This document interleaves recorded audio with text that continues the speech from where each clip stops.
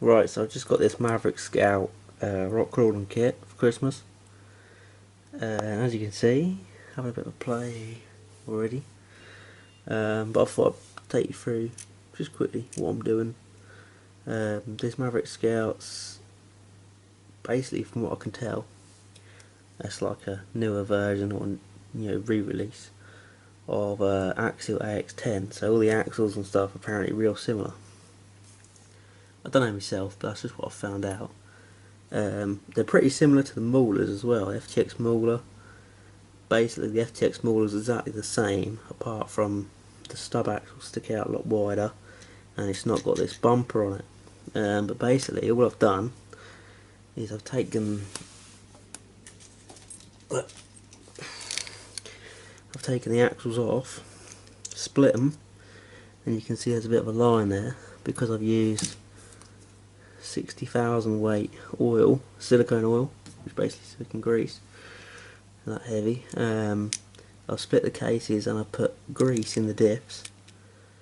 Well, there's not really a diff, as it's no centre, but you get what I mean. And then I've put silicone grease all around all the joints to try and waterproof it. I've done the same with the centre box. It's pretty simple.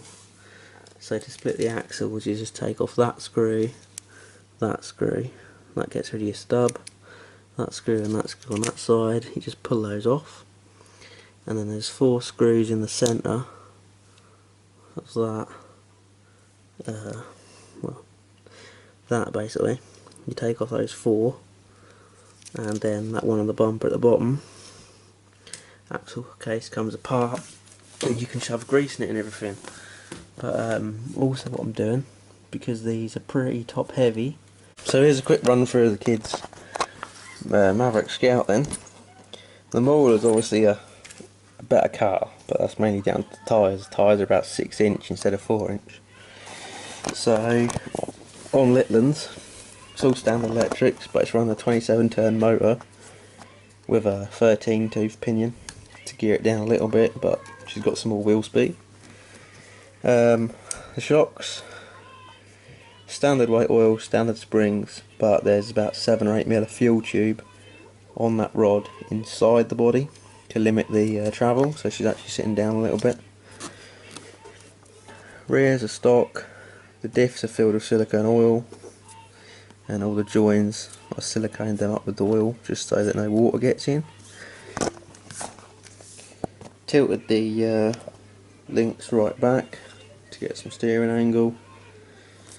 Got some little bead locks that I made her, and they're just on the outside, not the inside. I did take the wheels off and star cut the foams, so yeah, the foams are basically stars, so they're softer. You look at those compared to that, and yeah, like at the front, standard, just again siliconed up gearbox, axles, and standard electrics, and outboard of the shock, so switch that and that around so the shocks are on the outside. But yeah, so got mine for Christmas, thank you Santa. I've put some stiffer shocks on the left hand side to combat the torque twist, and some mad, got my finger stuck there, got some mad ball rear springs which are just a little bit softer on the right. They're shorter, so I'm running 2 preload spacers here. I nicked the ones off Litlands because she don't need them. And then she sits with a bit of droop, so if you sit her down, look, she's got a bit of droop, and then when you lift her up, that's the normal height of a Scout, look, that's quite high, and she sags a bit, so stoop down low, we'll see how it goes, hopefully it'll be alright.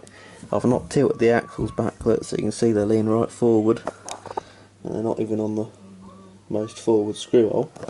They do lean forward quite a lot.